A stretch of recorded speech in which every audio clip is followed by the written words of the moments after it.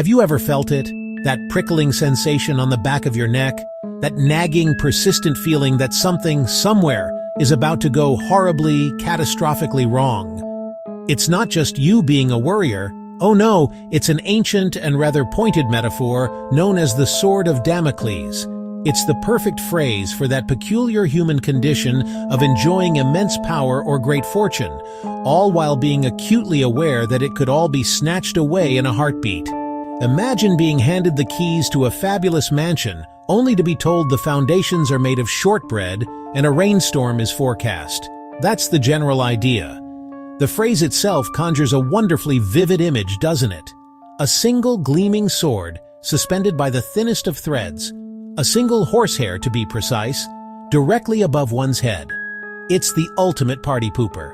You're trying to enjoy a rather lovely glass of wine, perhaps some honeyed figs, and all you can think about is the cold, hard steel that gravity is so desperately keen to introduce to your skull. This isn't just about a vague sense of impending doom. It's about the fragility of our seemingly secure positions. Our story whisks us away to Syracuse, a bustling hub in ancient Sicily during the 4th century BC.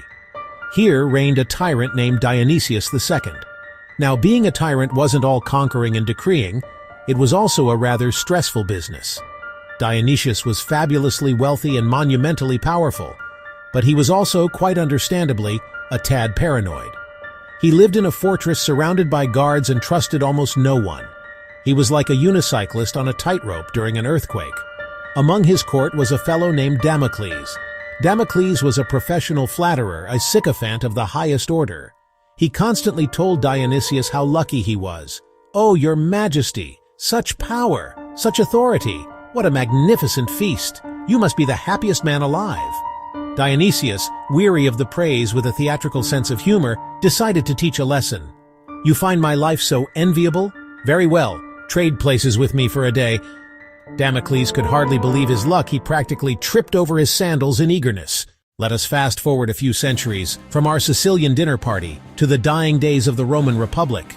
If ever a man lived with a political sword dangling over his head, it was Marcus Tullius Cicero. Cicero was a brilliant orator, a philosopher, a lawyer, a statesman, a true new man who rose to the highest echelons by talent and ambition.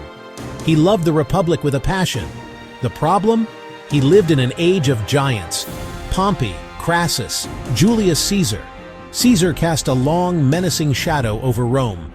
As Caesar's power and popularity grew, Cicero found himself in a terribly awkward position, or worse, a proscriptions list with his name at the very top. His enemies, Antony and Octavian, formed an alliance. Was the name of Marcus Tullius Cicero. The horsehair finally snapped. One might think that in our modern, supposedly more civilized age, the Sword of Damocles is merely a relic of a bygone era. Surely our democratically elected leaders don't live in fear of a sudden, sharp end? Well, perhaps the swords are less literal these days. Fewer daggers in the dark and more votes of no confidence, but they are just as sharp and hang by just as thin a thread. Consider the modern prime minister or president of any major democratic nation. They sit upon a throne of public opinion, a notoriously wobbly and unpredictable piece of furniture. Their power is immense, dependent on the electorate, the media, their own party. Take, for example, the precarious position of a UK Prime Minister in recent years. The role has become a veritable revolving door. One moment, basking in the glow of a landslide election victory, enjoying number 10 and world deference. They can change laws, command armies, shape a nation's destiny. This delightful little parable of peril isn't just for tyrants and prime ministers. Oh no, it finds its way into the most ordinary of places, hanging silently in our offices and even our homes. The workplace is a veritable showroom for Damoclean swords. Picture the ambitious executive who has just landed a coveted promotion. They have the corner office. They have the impressive title. They have the healthy salary. They are, in the world of corporate commerce, a king. But what's that hanging from the acoustic ceiling tiles? It's the sword of quarterly earnings, suspended by the horsehair of shareholder confidence. This executive lives in a state of constant, low-grade anxiety. They are only as good as their last set of results.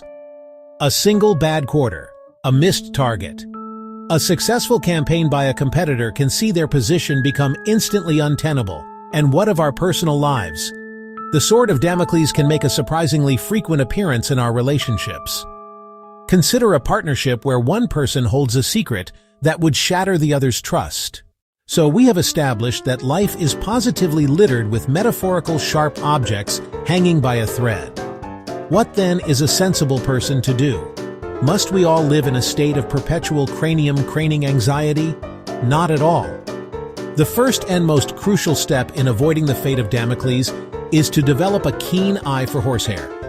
It is about learning to recognize these situations for what they are. If a job offer, if a relationship, if any opportunity seems too good to be true and comes with an unspoken high-stakes condition, that's your cue to look up at the ceiling. Spotting these situations requires honesty, particularly with oneself. Are you accepting a promotion because you love the work, or because you crave the status, even though the pressure will make you miserable? Are you staying in a relationship out of genuine affection, or out of fear of the consequences of leaving? The most powerful way to avoid living under a dangling sword is to refuse the throne altogether. As we've seen, this ancient story is more than just a quaint historical anecdote. It's a user's manual for the human condition. It pops up everywhere, from the grand stages of history to the quiet dramas of our own lives. It's a vital, pointy reminder to be wary of gilded cages and to question what true happiness and security really mean.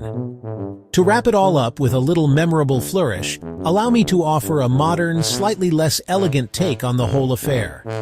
A man who dines with a sword over his head is a fool, but a man who puts it there himself is a bloody idiot. If you've enjoyed our time together, do feel free to perform the modern ritual of approval: a like, a share, a subscription. Until next time, mind how you go, and for goodness sake, watch out for falling cutlery.